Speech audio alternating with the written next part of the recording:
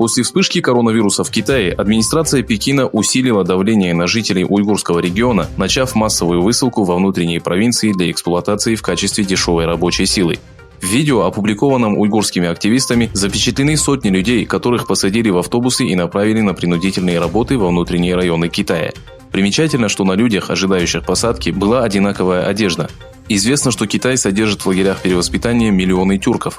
После вспышки эпидемии коронавируса начали появляться данные о том, что китайские власти принуждают узников работать на заводах и фабриках внутренних провинций, выпускающих продукцию для всемирно известных брендов. Активисты подчеркнули, что это часть политики Пекина, который намерен уничтожить коренное население уйгурского региона.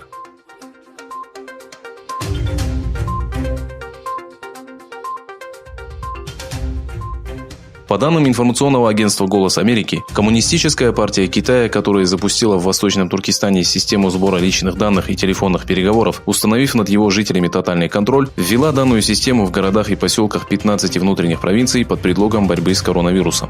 На сегодняшний день, кроме бланков о состоянии здоровья и температуре тела, обязательных к заполнению в офисных зданиях, торговых центрах, жилых домах и общественном транспорте, установлена система, которая считывает личные данные людей.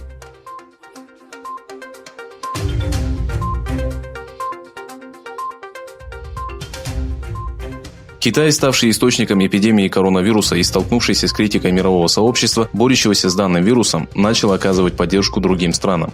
С одной стороны, Пекин пытается устранить последствия эпидемии, а с другой – исправить свой подпорченный имидж, выставляя себя в качестве друга в трудные времена. Первым государством, которому Китай оказал поддержку, стала Италия.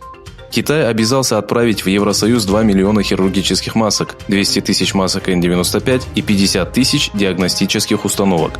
Вчера из Китая в Бельгию доставили 5 миллионов масок. В Чехию направили 1 миллион масок. Но несмотря на это, следует обратить внимание на планы Китая, скрывающиеся за данным шагом.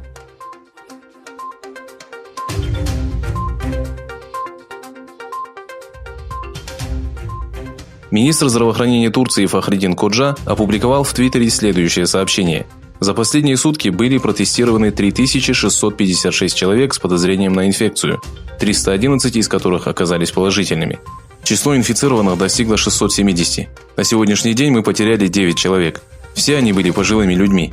Я призываю вас защитить наших стариков и проявить максимальную бдительность.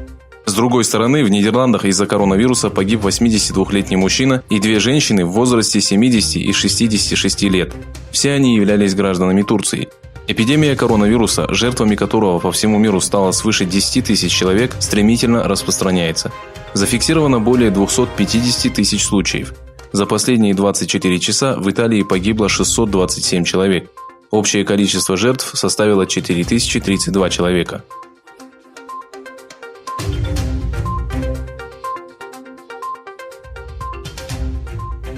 Министерство обороны США сообщило, что вечером 19 марта с Тихоокеанского ракетного полигона на Гавайских островах был произведен испытательный запуск ракеты с универсальной управляемой маневренной планирующей гиперзвуковой боевой частью Common Hypersonic Glide Body.